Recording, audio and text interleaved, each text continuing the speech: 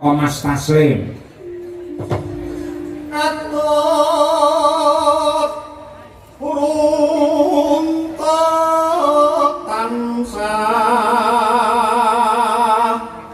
reruntungan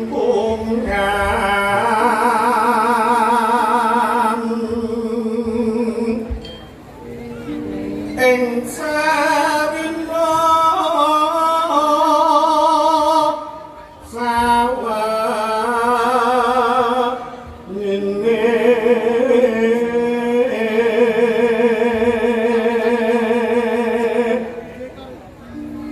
kakang tinggang sarambut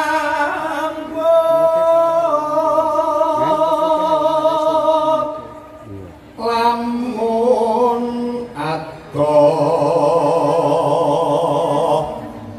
caketing hati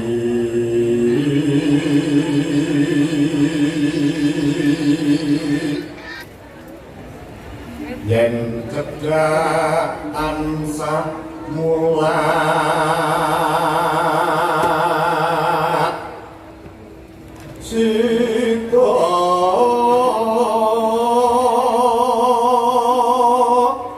asih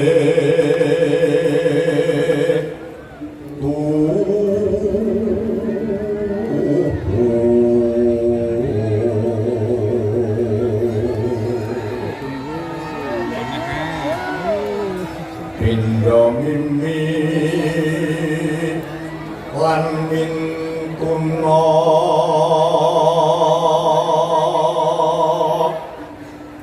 ayo bareng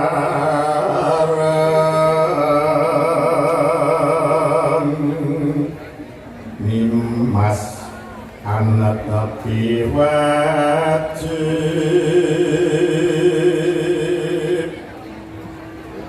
sida asih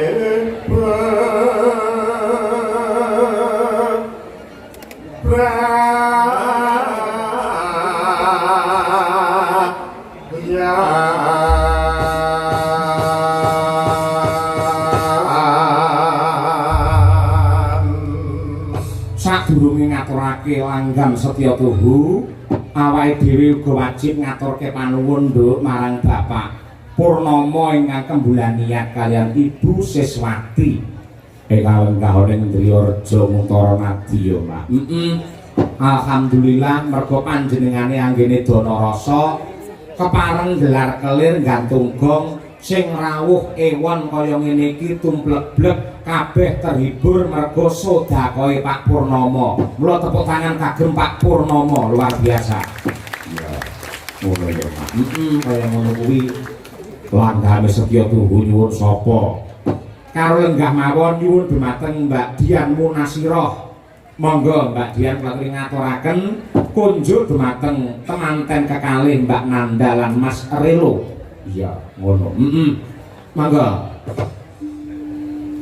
Aku kan setia satu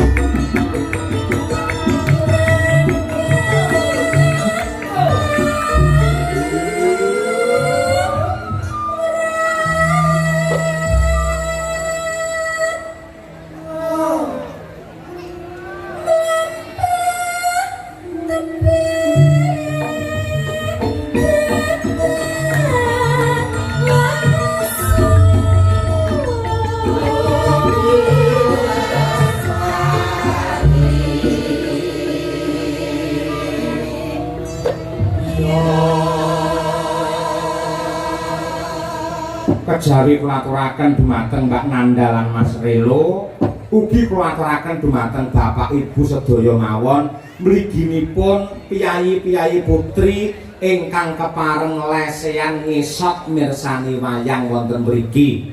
Jumlahipun semanten kathahe parandene nadyan campur kakung karo putri anggene lesehan anggene lenggah jenak pinarak tetep semangat tetep seneng kang dadi penggalihe. Muga-muga kabeh sing mirsani diparingi swarga ing tembene. Ngono kuwi sing ngangge kudung wah elok tenan. Kok kene ketok kudunge tok. Ha iya. Wis muga-muga sing dikudungi ora mung mustakane, ora mung rikmane, ning nganti tekan atine ya dikudungi. Aja nganti dhuwur ketoke kudung ngisor bae warung ya aja, Nduk. Boten nggih. Monggo Mbak Dian. Mugan tok berkah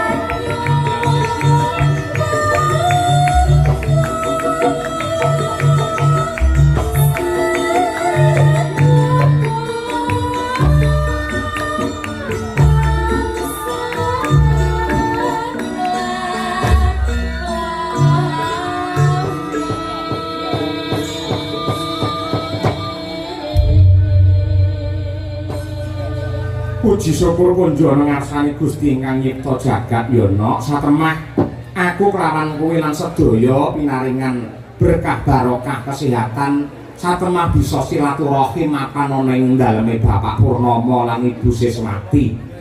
Iya mapan ana ing Driyareja Muntara Nadi Magetan. Ripalungguhan iki awake dhewe intisarine mung ngestokake dawuh nadyan mung lumantar telepon Mbak Nanda sing bola-bali nelpon karo awake dhewe lan uga WA karo awake dhewe durung nate bisa ketemune ya nalika sore mau aku sak kanca suwana ning dalem kene. Iya intine matur nuwun tanpa upama ya Mak marang Pak Purnomo dasaripun pancen panjenengan menika piyayi pinter. Nalika sonten wau kula sampun sharing sampun diskusi kalian Pak Purnomo pancen piyayi ingkang ampuh piyayi ingkang jangkep tur tetep menjadi orang Jawa yang seutuhnya Mak. Bener pancen kaya mengkono. Lah anggone Mahargya Putra Mbiwadosiwi mau kramakake Mbak Nanda karo Mas Relo intisarine nyuwun pangestu pandonga panjurung saking sedaya para lenggah ingkang kepareng rawuh. Mugi-mugi temanten kekalih tansah pinaringan katentreman rahayu lan ugi pikantuk wahyune jodoh menjadi keluarga ingkang sakinah mawaddah warahmah penuh dengan kasih sayang ya no. Ya, pancen kaya mengkono ya. Nadyan to mapan ana ning Nuwun Sewu rada desa kaya ngene ning patut minangka conto, patut minangka teka tuladha pancen Pak Purnomo iki piyayine jan grapyak semanak semedulur nadyan pisanan sik ketemu karo awake dhewe. Ya. Ora mung Pak Purnomo ning klebu para panitia ingkang kadhapuk kajibah ing ratri iki Mak kabeh racake ya blater-blater racake alus-alus piyayine. Aku mudhun saka kendaraan langsung digonceng sepeda motor tumuju nang daleme Pak Purnomo. Bareng tekono daleme Pak Purnomo ketemu karo panjenengane Pak Purnomo. Wah, monggo Pak Dalang katuran mlebet wonten ing griya kula. Nggih menika lho Pak Dalang, gubuk kula namung kados mekaten. Kalih nuwun sewu Pak Dalang sasampunipun lenggah, monggo kalian dipun sambi jajanipun. Kowe terus mangan. Ora mangan ndemone meja ren apa-apa blas. Lambemu elek kaya ngono kuwi. Ora kuwi mung guyonan, apa wae cemawis pokoke. Awake dhewe sak kanca diuja ana sate lah wae komplit. Ya luar biasa pancen kaya ngono kuwi. Ya karo nderekake Pak Purnomo anggene tasakuran sisan gawe awake dhewe ya nderek promosi lan nderek ndongaake temanten kekalih ya kuwi mligine Mbak Nanda. Ya sing panjenengane uga kagungan ya kuwi Lady Salon ya Mbak. Pancen kaya ngono kuwi wis bertebaran ana laladan Magetan yen pancen tresna kalian Mbak Nanda kepengin dandani awak, dandani praupan utawa apa wae silahkan datang ke Lady Salon. Wah iya bener kaya ngono kuwi. Nah, intisarine ayo ndo tak derekake awake dhewe bebarengan nyuwun marang Purbane Hyang Agung meminta marang Syekh Nugrahaning Bathara muga-muga Bapak Purnomo sakeluarga sakrampunge wayangan manggiya hayu lan rahayu durga mendak kala sirna yuwana basuki tansah pinaringan murah rejeki ingkang melimpah luwah kebak ing reh barokah. Ya pancen kaya mengkono. Tur dasare sing kepareng yang kuyung rawuh jan semene akeh ya, Mas. Luar biasa iki dadi bukti lamun to sing jenenge tontonan wayang tetap menjadi favorit lan isih mendarah mendaging di hati sanubari para warga masyarakat yang mapan wonten ing Magetan. Wah ngono. Sembodo Kang Jinangka, rahayu Kang tinemu basuki ingkang KSD dening Pak Purnomo, satemah tansah pinaringan tentrem lahir batin keselamatan donya tekan akhir. Amin. Ugi sedaya para lenggah ingkang kepareng rawuh mirsani wonten mriki, mugi-mugi tansah pinaringan sehat walafiat, rezekinipun inggih kathah lan tundhanipun dipun paringi slamet donya tekan akhiripun. Hasbuna Allah wa ni'mal wakil.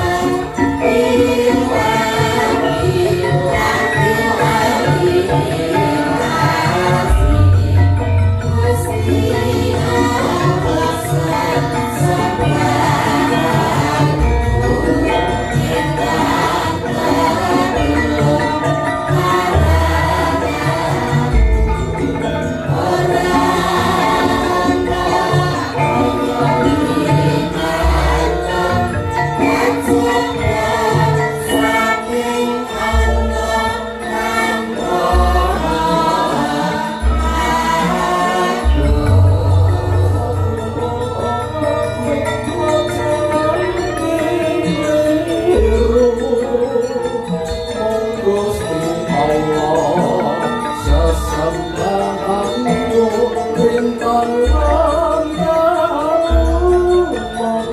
mawa aku kanggo prasna